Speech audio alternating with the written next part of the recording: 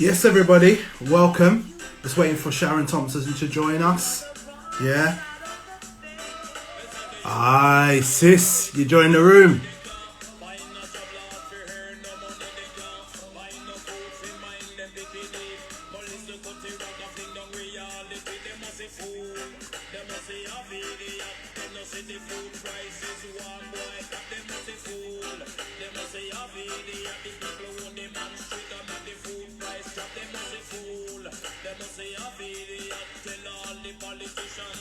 Oh, wow. Okay, Sharon, I've tried to add you myself. Do you want to come out and come back in and see how we get on there?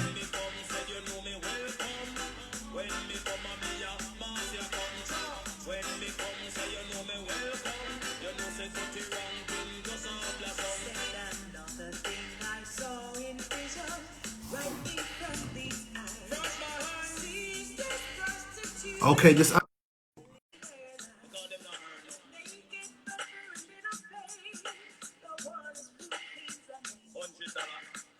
are you doing?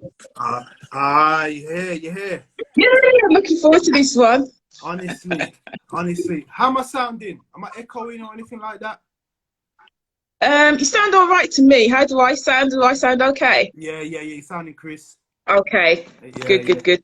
I couldn't do it on the laptop, so I had to come in on my phone. So. Oh, that's what it is. Okay, that makes sense.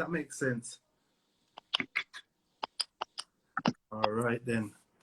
So, yeah. Thank you for coming on. Thank you for inviting me. Yeah. And it's been good making a contact again over the last couple of weeks, actually. It has. Do you know what I mean? Really good. So, I'm just trying to find my document. See, I'm getting all plant jealous again now. Listen, that plant. I was telling my mum, you know what? People are getting plant envy out here, you know. That's what I mean. I'm getting plant envy. Plant envy is real, apparently, you know. It's a real thing, man.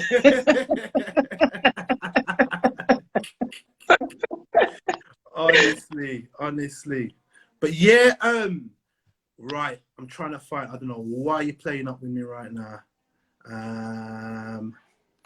Open.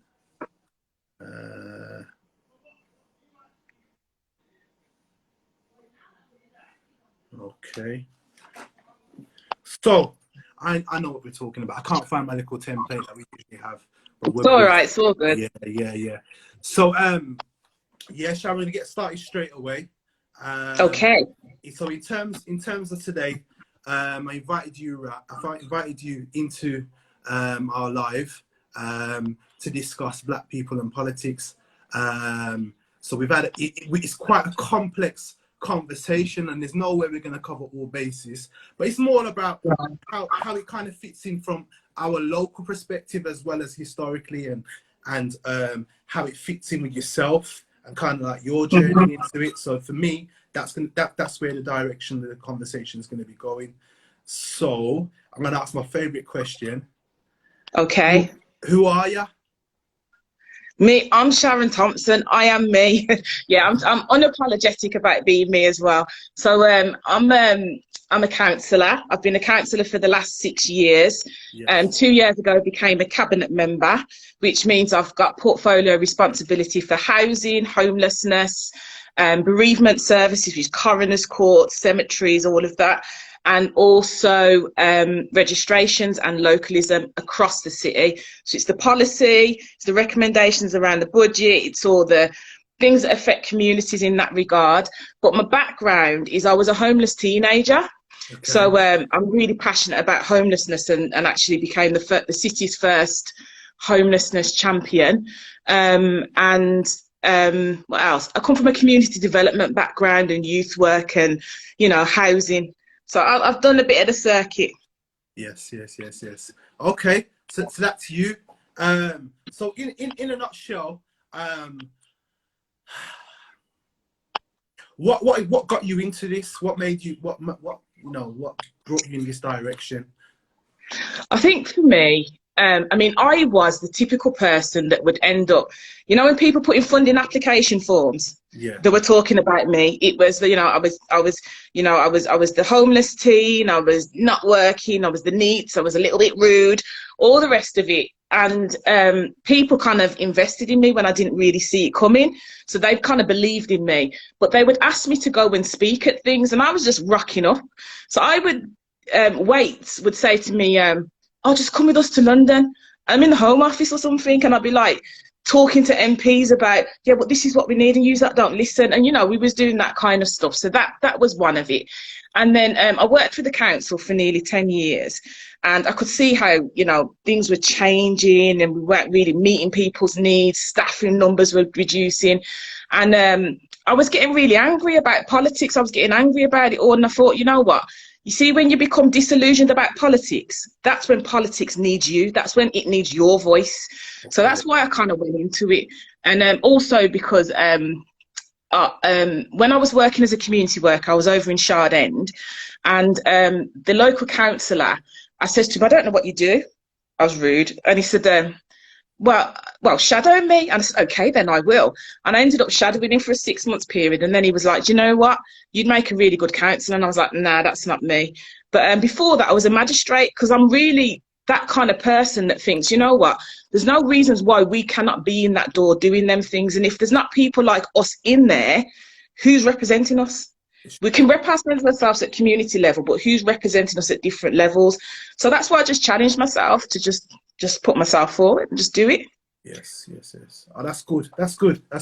So it's quite intriguing. So you come from a community background, and it sounds like it from a young age you found your voice, and you found the power of your voice and how you can actually use it, and it's kind of stirred you in this direction of responsibility and purpose by the sounds of things. Yeah, it did push me in that and I wasn't always good about my voice. I used to hate public speaking. Even when I became a councillor, standing in the chamber, I remember once I was physically shaking, and my friend was like, "You all right, Shaz?" So I wasn't confident about speaking up, and I always worried about other people. They seemed more educated, or they seemed more together, and they were in this political system. But actually, where my voice came through was the stuff that I was really passionate about. Okay. And I always say to people, make that be your starting point, your passion. Yeah. Okay. So you know what? One of the questions we spoke about was looking at some of the barriers, because it seems like I'm guessing that you've had to overcome quite a few barriers and that to get where you are. You know what I mean? So what are some of the barriers to like black people getting involved in politics, would you say? It's really complex. I mean, the first one is you have to it's about whether it's about understanding your own politics. Are you going to be aligning yourself to a party? If you are going to do that, which party most closely aligns with your moral compass? It's a bit like a football team. You're not going to jump ship when you change captain. So it's there's a little bit of that, but also there's other barriers for us. So I know for me, as a woman and as a black woman, I have faced some stuff in kind of navigate the political system. People walking through the door, people not thinking I'm a counsellor because of the dreadlocks and the gold tooth. I don't behave like a conventional what people see to be a counsellor, still wanting to be connected with the community, and in that space of when you go from a community activist into politics, people see you in a different way, and sometimes they can shift. So where you was trusted, all of a sudden some people are a bit like, you're the system. Yes. There is the elements of racism. I can't deny that. The first time I stood for council, to be elected, my very first election, I stood on a all-women shortlist because there was a need for more women in politics. And somebody within the party who was quite instrumental in the branch didn't like it. He wanted to be the candidate, and he kind of left a little bit. But actually, he actually turned around, and he wouldn't refer to me as Sharon. He referred to me as Bob Marley's sister, not to my face, but that's what he done. So, you know, and people, oh, well, you got to be thick-skinned. And it's that thing, no, we shouldn't have to be thick-skinned. That's out of order. You're not supposed to do those things. So there's been a lot of barriers. When you try and, I think the more you progress, the more people will try and treat you away. So I've had someone say I was gang affiliated and I threatened someone with, and that's not me. Those who know me know that's not me. So there's a loads of things on a personal level, and then in the system, you know, we are in structures that are overtly in some cases racist and some cases misogynistic. Yes. So you've got to fight between that. So with my portfolio, Darren, I'm like on housing, I'm like, you know, I've given up shoes and handbags for hard hat and high vis jacket. I'm going on to building sites, and I'm seeing, like, I'm expected to take a picture with 5 men. And I've had to say, do you know what? There's a woman over there who's there supporting one of you guys. I want her in the picture. Ooh. Oh, but she wasn't a part of the programme. No, because if you don't start to, people are going to think that this isn't for them. So I'm a little bit cheeky, but I kind of do it in a respectful manner. You have to learn to play chess and navigate. That's what it is, ultimately. Wow, wow. So, yeah, based upon that, right, you felt, you know, even by entering the system to represent people, you faced like multiple layers of further oppression. So how was that like navigating in that space, in those spaces?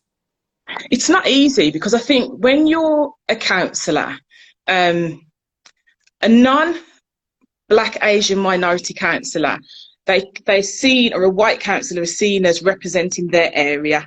We are voted in to represent an area. So I represent my ward, but at the same time, in all my council responsibilities, I have a level of moral responsibilities towards our community. So the expectation is bigger from the community, and also from, you know, from in terms of the role. And sometimes there's that kind of tension between, some people will want you to do stuff and you're like, bro, we can't do it like that. Or actually, if we're going to do this, you need to move like this. And, you know, and move a certain, you know, like, we need to put structure in place. You need to do this, and you need to understand the system. So that can bring a level of tension in that aspect. So that can be quite, you know, that in itself can be quite challenging. And, you know, it's, I don't know, it's difficult, and you have to balance yourself, because you're human, you get dehumanized, you'll get trolled. There's a whole negative aspect to it as well. But within all that, I think the key thing is to stick to your moral compass. And also, I'm very conscious of the fact politics is not a permanent thing. It is in terms of when you're in it. The reality of it is that, you know, you could lose at the next election. So I'm very clear that when it comes to my people, or if there's groups that I think, or doors to open, I'll open them and let people walk through. I'm not really going to do this to them. Yes. And be really precious about, you know, you've got to come through me. That's not how we as a community should work. Exactly. Did I answer your question? Did that answer your question? Yeah, absolutely, absolutely. So okay. What I also picked up from that was, you know, when you're saying about, you know, there's a greater expectation because of being a Black woman, and in terms of it's not only just representing the ward that you're elected into, you end up representing Black people within the whole of the city, for example. You know, we briefly touched upon this in the conversation before. So sometimes there's, in terms, do you find there's sometimes like unrealistic expectations from the community on that aspect? I think sometimes, but I think sometimes there can be unrealistic expectations put on us. sometimes people want to, like I said, dehumanize us. So I have people, the amount of people that say that I've heard that know me, and then I hear people, and then I'll say something on social media. Yeah, I know you never did this. And you do get a lot of that, but you kind of have to understand that, you know what, it's for me, it's my remit to try and help people to understand how the system works. And I always say it's about how do you play chess, and that's ultimately what it is. What I think, it's not so much that, what I do think the community doesn't do very well compared to some other communities is we don't understand our own leverage and political power. That is the bit that we don't necessarily understand or necessarily utilize. That's a better phrase of putting it. We don't necessarily utilize that. Politics, the currency in politics is votes. So if you look at when David Cameron first came in as the Prime Minister, he really focused on the older generation, and his policies were about the older generation. Older people voted for him. Yes. You know, so our thing is about you know, understanding our collateral. And I know that some people like bonfire on the system and everything else like that, but actually that is our collateral. It's about understanding how to utilize our power. And I think the other thing is that we're not always great at, is that we think that as a community, sometimes people will think that, well, my job is done at the election box. So I voted, ta-ra, or I might get in contact with you if I need something. But you know what? It's for you to hold us to account. You know, you've trusted me with your vote. Yes. So I think it's about remembering that that's what we should be doing with political parties and any kind of system. You know, it's there. It's to serve us. We're trusting them with our vote, whether we voted for them or not. They've got that name. So I think it's really about us understanding and better utilising our power, our political power, and our currency. You know, I totally agree with you, because you know, I like a story, yeah. So going back about 10 years ago, I was working at Birmingham Youth Offending Team, and I remember it was around the time when the elections had time come, and it was looking at just before the Conservatives and the Lib Dems came in with their national coalition. All right, and like there was all this talk prior to that around expenses, scandals, and all of that. And what I found is that there was, especially amongst the working class people, there was more of a disgruntlement or less trust, and we became detached from politicians, because it's people that we buy into when we're buying anything. I was like, they were like, oh, Darren, who are you gonna vote for? Me. Bun politics. Me not in them politics business. You're mad. Them all a crook and rare. And about, oh no, Darren, you really need to think about it, because you do realise when the Conservatives come in, there's going to be lots of cuts, and there's this neoliberalism business that I never knew about at that time, and austerity's going to kick in, and we're all going to be applying for our jobs, and there's going to be cuts to the youth service. They predicted it like it was chapter and verse. And you know what? I think, you know what? For that, I certainly have to put my hand up and take accountability for that, because I didn't promote the voting, but they were encouraging me, which is why now when we've got our young generation, our 18 plus young, 20, those who are in their 20s, who are now sometimes in positions where they're parents and they've got responsibility, we need to be pushing politics and getting them to understand the importance of how much it has on every aspect of your life. Absolutely. And I always say, Darren, that when it comes to, because I often get this, I talk about, like I go and speak to groups, and I'll get this, no, I'm not really into politics, love. And I say, you know what, you might not be into politics, but politics is into you. Because if you've got a child and they go to school, the national curriculum is affected by national policy. That's to do with politics. If you put petrol in your car, the price of the VAT and the petrol going up and down is to do with politics. A flight to Jamaica, the clothes on your back, all of it, your medical welfare, the NHS, all of that. So politics is doing you. So it's about, are you going to have your say in all of that? So I always think that's really, really, really important. And I think also the other thing is, I'm really clear, not everybody's going to want to get into politics. on the level that I have. Yes. But we've all got a role and a remit to play. So that's where we're holding people to account, understanding policy, because policy is what will bring structural change, systematic change, which is the long-term stuff. And I think we need to get into that space of being real systems thinkers and strategic thinkers. I always think so much that, you know what, is the way I try to describe it is, I know that naturally for our community, you know, we haven't done well out of politics. We haven't got many politicians. We've always been at the brunt end of inequalities, injustice and all those things. Well, you know what? They'll say, what am I doing? Well, there's 101 councillors in Birmingham and 6 of them are black. We are still a minority. Yeah. So the more people we have in those spaces, the more, again, leverage that we've got, because when we're bringing forward arguments, we've got more people to vote. But I also think it's that thing around, it's just about, it's, again, like I said, it's the only way I can really, really nail it is, imagine if we're on a chessboard. We're on the chessboard and there's us here on the chessboard, the community or whatever you want to call it, and then on the other side is the system or politics or politicians and things like that. Our remit is, how are we going to get to where we need to get to on this board through this system? And we have to understand how policies work and affect. There is too many children that end up in outside the education system. There's too many questions around crime. There's too many questions around poor housing and all those things, and they're interlinked, and it's to do with policy. Because the more, I'm going to get a bit geeky now, but the more, there's 2 different things that push people into crisis. On one side, personal, so it might be you've been exposed to domestic abuse or whatever it is. Yes. And on the other side, it's structural, and the structural things are like poor housing, welfare reform, it's the education system, all those things. And the more you got stacked up against you on both sides, is the more difficult it's going to be for you to get on, and the more likely that you're going to fall into some level of crisis or discontent. How do we readdress that? I always say we need to really get into the mindset of equalities by design. If we was going to design what it looks like for us, how would it look like? And then how do we play chess? It's really complex, but I think that we really need to get into the habit of understanding data and understanding policy. Those are the 2 things. Numbers are currency, and the economic status at the moment, we need to get into that, because we're going to be hit hard.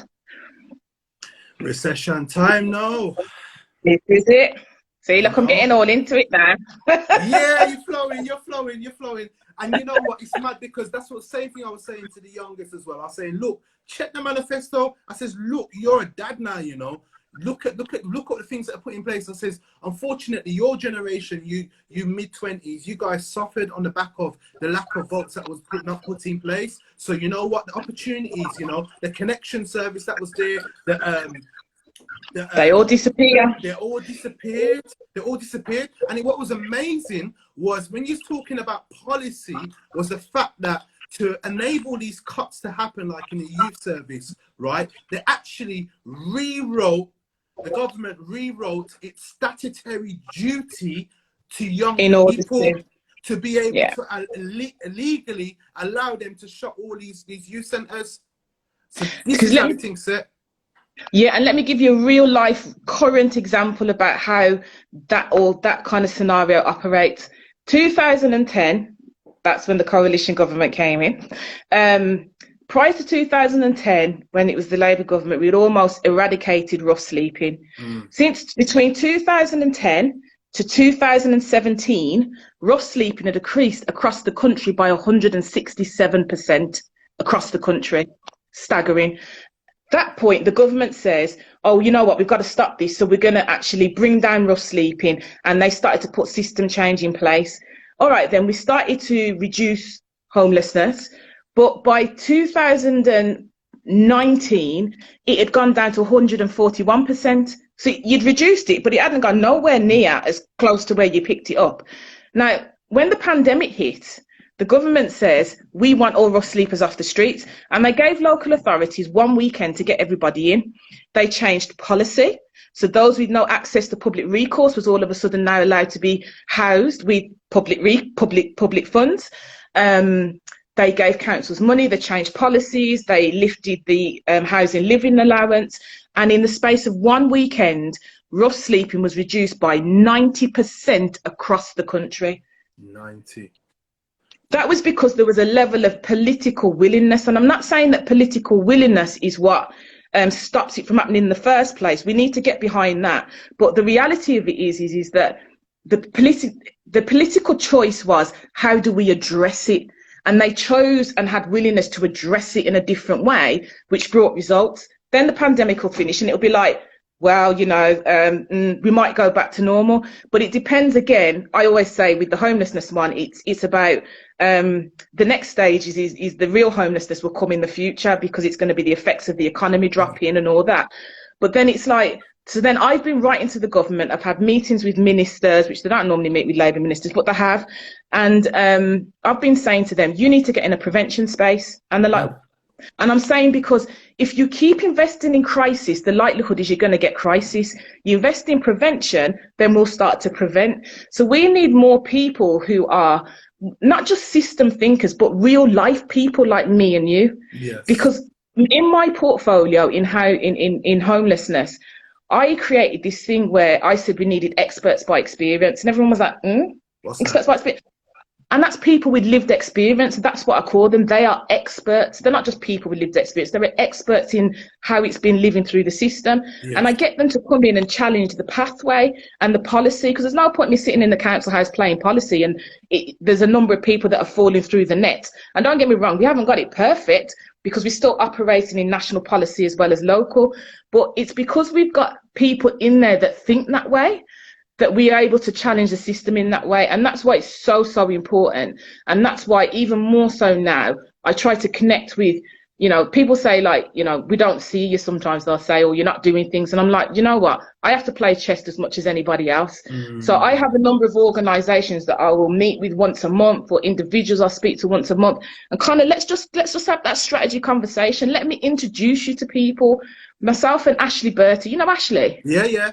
Good people. Yeah. So me and Ashley, yeah, man, it's good peoples. So me and Ashley, we last year we set up a group. We say young people, they're not, they're just younger than us. But we picked out about 10 people who we thought had the potential to be future influencers. And because of where we were, it meant that we could get people to come in and speak to them who had a position of leadership just over in Nando's. And we got them all an opportunity to shadow someone, whether it was the leader of the council or you know, someone in the combined authority, so they could see it from a different perspective and then help them to understand how to navigate in that system. So there's a number of different things within politics that you can do to support the community coming up on the informal, but the key thing is about understanding, so we can build the drivers of policy and challenging. I'm really challenging when I'm in the chamber. There's a couple of times I get a bit like tell people off kind of thing. But again, I think that's also coming from a space of, as a black woman, we've been through, the black community, we go through so many things, and we've internalized so much when it comes to, from the point of slavery, how that's embedded in us through all the generations, from the own personal stuff that we go through, our own trials and tribulations and what we pick with the system. And then that gives me an opportunity. I just choose to channel that energy into a different space for the good of trying to change system and bring people on board that want to come on board. Not everybody's going to respect the journey that I'm on, and I understand a lot of people will come from the precept of the Marcus Garvey and everything else of that kind of thing. We can still have that kind of vision, but whilst we're working to that vision, we have to just accept we live here. We're here, we're paying taxes, we're working with a system. So either the system's going to work with us, or we're going to find a way to navigate through that system. And we've got to be more strategic about getting people and getting people into different spaces so that we can affect things on different levels. We're great on a grassroots. Black people can champion on a grassroots. We just need to make sure that we're at all levels to make all different types of decision making take place. Big up Lincoln, I can see him there. Yeah. Wow. So you know what? It was mad, So what you've done, behind the scenes. I know you're not one for really doing that, but we spoke about this, what we were going to kind of Yeah. So, but what that allows us to do is to actually see somebody, and the power of representation and stuff as well. So when looking back here, to like when we started to get some politicians say in this country, right? We're talking Diane Abbott, we're talking Bernie Grant, and that alone, again, because of the class that they were representing and everything else, Labour at the time, it became part of my upbringing. You know what I mean? There was a couple of things I was told by my dad: support Tottenham Hotspur and vote Labour. Do you know what I mean? But yeah. But that was very much one of the things that we were kind of taught, was again about understanding the importance of politics. But at the same time, we also spoke about the difference across the diaspora, across the African diaspora, and the value that we put in politics. Now, for example, and of course, David Lammy, yeah. Oh, okay. I love David. Hey, and Dawn. We've got Dawn Butler. there's, you know, we're doing better, but we could do better, you know. But what was I saying? So when we're talking about the value of the vote across the diaspora, now, as much as slavery has had an impact on us trusting any form of system that we're kind of living in, yeah, especially politics, because politics is done, like he says, if you don't do politics, politics will do you, yeah. When I've looked at some of my African brothers who come directly from the continent and weren't diverted anywhere or displaced, their attitude to they're more conservative. Sorry, say that again. Is it more conservative? No, saying that well, there is that, but their attitude towards politics, they really value the vote. They really value the vote, and they watch the news and they say, look at this, look what's happening. What are your thoughts around that? Yeah, it's true, because you do get, particularly in the African continents, like you said, there's more that thing around actual about politics and voting. But if you really look at it, you will find that whilst there's also a big thing around politics, there's also a big things around economics. You will find those that are coming from islands that are really got a bigger focus on entrepreneurship, business, investments, capital, those kind of things. They will value politics because it all goes hand in hand when it comes to economics. So I think that's what it is. And it's us understanding our power economics in all of this. Politics is a part of that. You know, so it's like economics, politics. There's a whole range of things that we need to kind of really start to study and get our head around and really start reading on these things. And you know, some people think it's geeky, but, you know, we need to really start understanding the power of it and the power of policy and how that can navigate you. So I think it's a really key thing. And I know that, you know, it's easy for me to say I'm a Labour politician, so, you know, I can wave the flag all day on Labour, but I think it's also that thing of, I think it's also the thing around political leverage. So it's about, if all parties valued the black vote, they would start fighting for the black vote. Do you know what I mean? So there's a little bit of that. So I think that there is a lot of that, actually. And I think also now you're finding, whereas the older generation always would say vote Labour because of, you know, remember, it weren't that long ago, if you want a nigger for a neighbour, vote Labour. That's what the Tories were coming off with. Yeah. Do you know what I mean? But the landslide and the timing is very different now. So people are branching out in different ways to different parties. So that's why I say you really need to understand yourself and not necessarily be down on people if they're on a different part of the scale. But I think it is also that thing about us. When we're going into politics, there's nothing wrong with us being authentic, but our communities, we need to support people who are in politics as well, because it's not easy. It's very, very difficult. I've got some scars, you know, but I just don't talk about them that we've had within the system. And, you know, when I see people like at the moment, I think the more there's an expectation that we should speak up more, particularly on black issues. And now's the time with what's going on in America where it's easier for us to do that. And I said that the other day to someone, and they're like, well, why didn't you do it before? And I said, listen, when we talk about being trolled, you think that we just talk about people cussing us on social media. That's not what we're talking about. So if you look now, Dawn Butler's spoke up hard on the Black Lives Matter stuff. David Lammy, ever since Grenfell and Windrush, he hasn't stopped. Diane has always been like that. But they get death threats. Dawn had to close her office because a brick's gone through the window. Their staff don't want them to see the stuff that's coming in. I went hard behind Black Pound Day, and people were a little bit like, when I first said it, people were like, yeah, but the council can't endorse something like that. And I was like, why not? So I was like, really like, I want to get the council behind Black Pound Day. And I did. And you know, myself and Jamila and Joel Blake, we came together and we got the chamber involved and other things like that. But I tell you what, I knew when I did that, the minute I did that and my video went out, I knew that I was going to get an element of racist in my inbox. And it did, it came. But, you know, it's about having the confidence. I felt confident that my community would be behind me on this.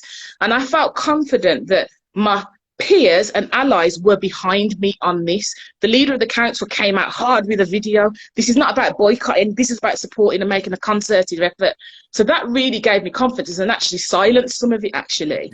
So it's not very easy, so we need to really kind of support each other. It's not an easy space to navigate, and this expectation sometimes within the community is, if you don't see it didn't happen or nothing's not happening behind the scenes.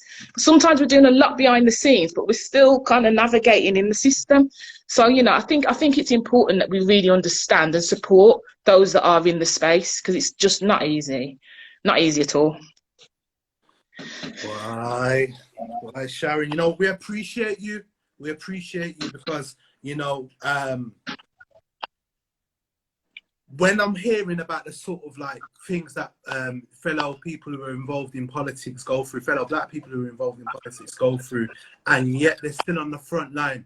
You understand me? Doing this, yeah, I swear, major homage, honestly, you know. But the good thing is the level of solidarity between us. So, like, you know, like before, remember at one point there was only Dawn and Diane in Parliament, just the two of them, two soul sisters.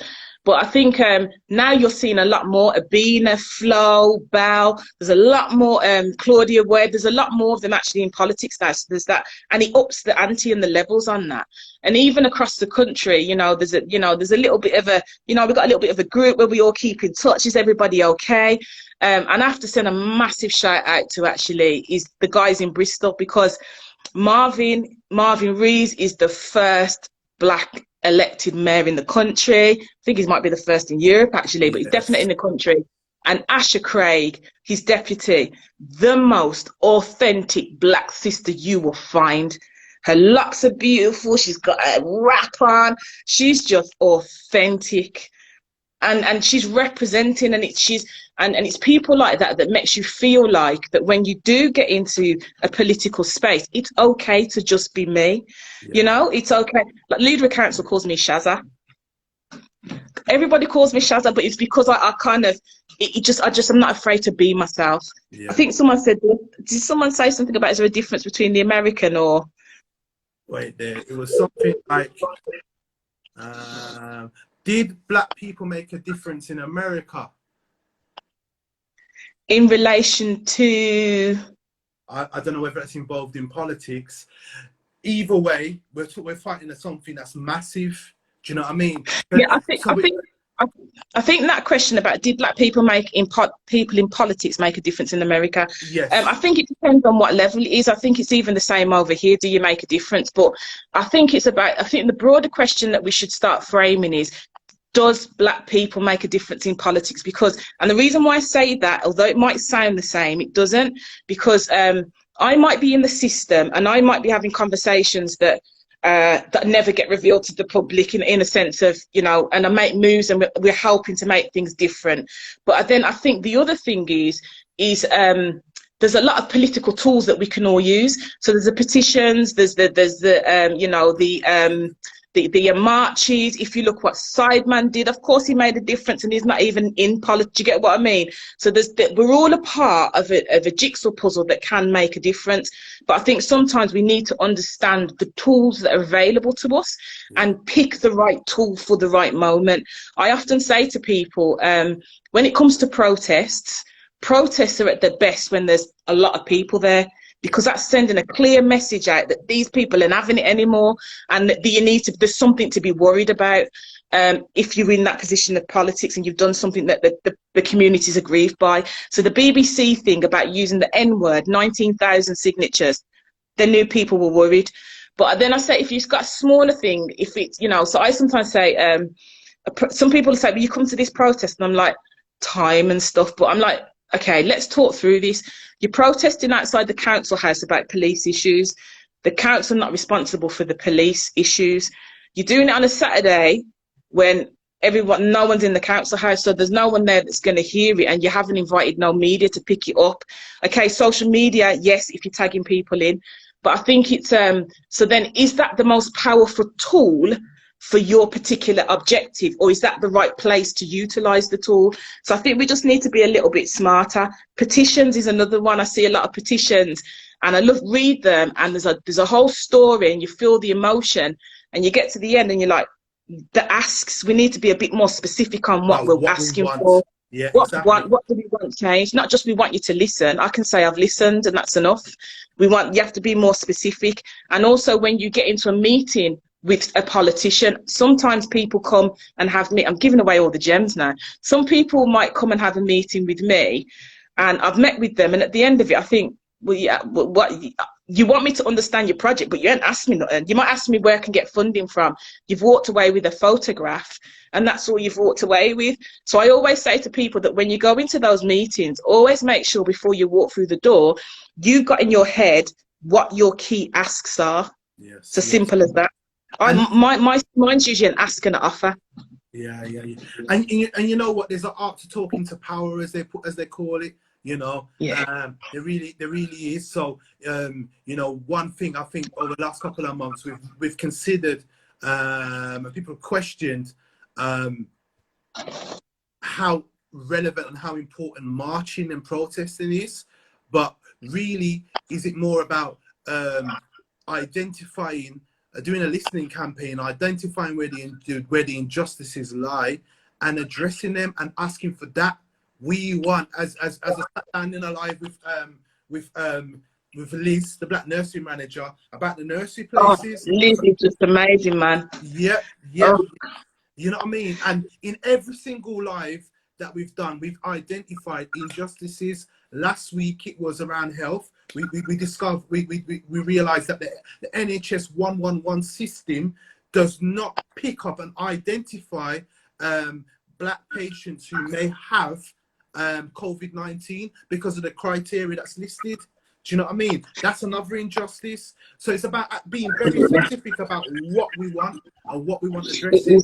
It's being very specific about what you want, and also remembering it's the language sometimes. So if you think, okay, I can have two different sets of people coming to speak to me about the same issue, and they're both bad issues in my portfolio. And one person comes and they want to like talk to me, collaborate, and some people just want to shout and cuss after me.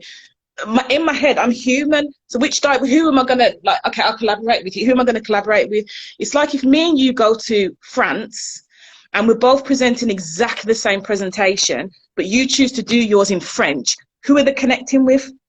You know, it might be the same words, but they're going to connect slightly differently to you, to how they connect to me. So I think there's something in the language. And also, sometimes it's not about champion for what we want. Sometimes it's about also finding out what's going on so we can collaborate on things, and to make it more, for it to hold more weight. And I'll give you a couple of examples.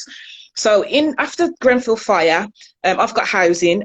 We decided that we was going to put sprinklers in all our tower blocks. It was going to cost us £31 million, a lot of money. So so we decided that we was going to start lobbying the government. Now, I could just write to the government all day long. So what I decided to do was I wanted maximum impact from it. So I got my office to help me craft the letter. I got in contact with every housing cabinet member across the West Midlands and said to them, do you want to sign a joint letter? They didn't have to do nothing, but I put the signature on it. I then contacted all the other core cities across the country, and every single core city in England signed the letter. Greater London Authority contacted me because they heard about the letter and they wanted to sign it. So then we had this letter with over 15 signatures, leaders, mayors, cabinet members, and it was like, great. Everyone was like, are you going to send off the letter? It's like, I'm not sending off the letter. They were like, I don't understand. I booked in to hand deliver the letter to 10 Downing Street. Right. And I got an MP to come with me because I knew leverage. I knew that actually I would attract local press. As an MP and a shadow MP, they would attract national press. So we did it in joint. We went down there. When we got to 10 Downing Street, the press were there waiting for us. We did so many interviews. The letter went off, and then you could re-bring it back. And it's about how do you extend it as much as possible and try and get maximum reach, because you're not just telling me as Birmingham, you're not getting the money for sprinklers. You're telling the whole of the West Midlands. You've told every core city. It was a stronger lobbying voice. So sometimes we need to collaborate more. I think sometimes in our community, sometimes everybody wants to be a leader. Few people want to serve. Hardly anybody wants to follow. And I think we have to kind of get over that. And I think in a space of leadership, even for me, I have to understand when to lead and when to be led. That's right. Even as a politician. And I think that's really, really important. So so I think there's a lot about that. So when you're talking about the COVID and the NHS, and in my mind, I'm thinking, I know my colleague, Paulette Hamilton, Liam Byrne, Sandra Samuels, and a few others, they've been doing inquiry across the West Midlands about Black and Asian minority groups, how COVID affected them. They were gathering evidence, they were getting people, and Doreen Lawrence is now taking up the charge on it based on the evidence that's come. Okay. We need to be in a position where we know where these things are going on. So if you're in youth and you work with young people, find out where you can sign up to on government websites to find out when there's policy changes. Find out who your local cabinet member is and be on their, you know, on their mailing list. Look out for these things so that when these opportunities come up, we can collaborate. When it comes to homelessness, I've signed letters with Crisis nationally. Now I'm a local authority, but still sign it because it's a national campaign. Yes. So sometimes we don't have to lead everything. We can contribute to a lot of things, and it gets further. So I think we just need to be, we don't have to lead everything. Sometimes we have to follow, sometimes we have to serve, sometimes we have to let other people lead. And that's how we get the job done. And you know, absolutely. And you know, and remember that we don't always get the yes either, not from this government.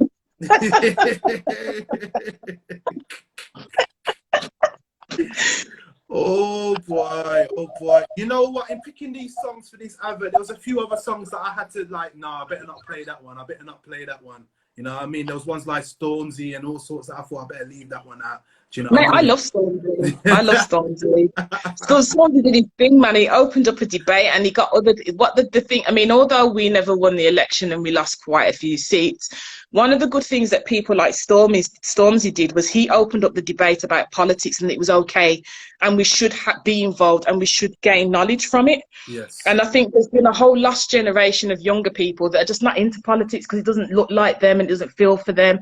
And I think people like Stormzy's opened that up. I think Swiss has opened that up, even though he wouldn't class himself as political. He's opened that back up by just talking about the black pound. That's black politics really, and the economy. And I know there's a few others, so, you know, respect. Yeah. I think we have to discern how to get our message across. Definitely, definitely. And sometimes it does take reaching out and speaking to someone and finding out, you know, networking and doing that really, you know. So, well, again, we're very, very fortunate to have you. Do you know what I mean? So, you know, I was talking about the barriers and stuff. I also wanted to look at how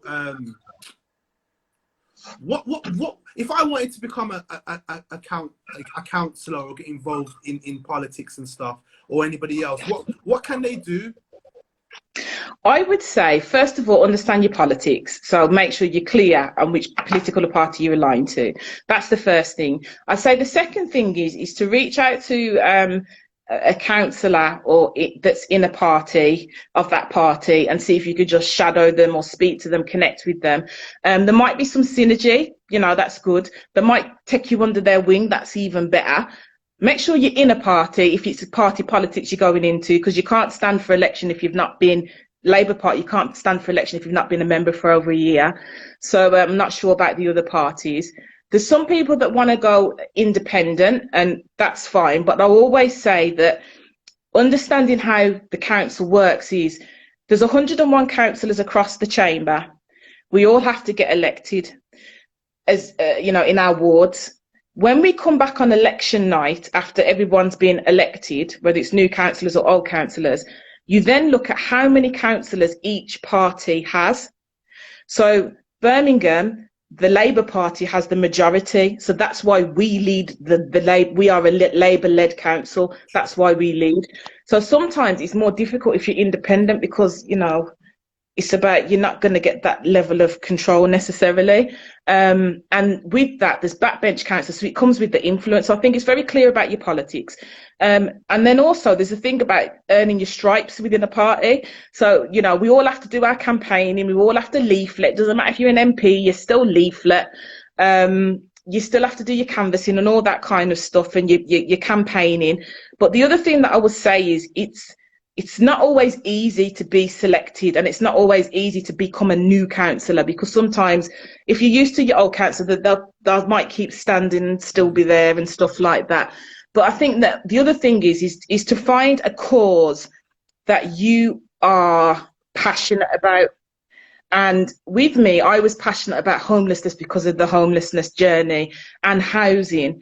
And I think the other thing is, as Black people going into politics, is to understand your own self and don't get pigeonholed, because it's too easy for all of us to focus on crime, or you know what I mean, because that's seen as a key issue and all the rest of it. Housing's still an issue for us, health is still an issue for us, no matter, education's still an issue for us. So it's be comfortable in your space and where your expertise is, and you can just build campaigns. I mean, when I was I'll tell you a quick story.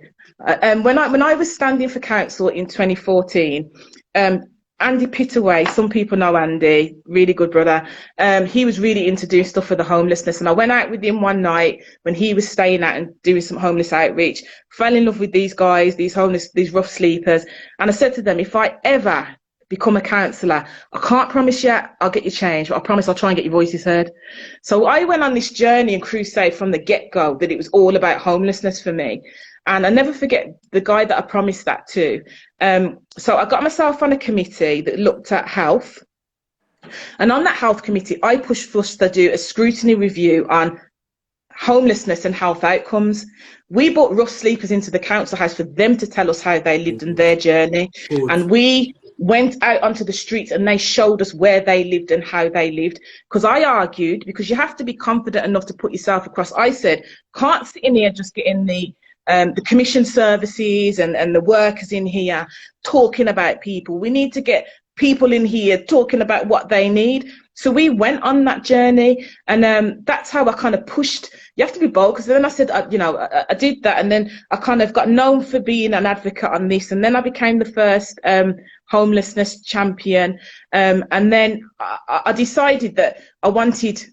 It sounds arrogant, but I decided that I felt that we needed a homelessness manifesto aside from the manifesto. So I had to talk the group into that.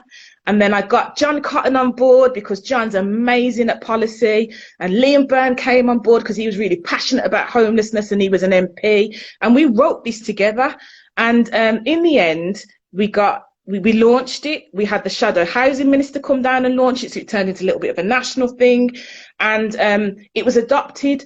And when we came back into office in 2018, and I thought, am I going to put my hat in the ring to become cabinet member? I did.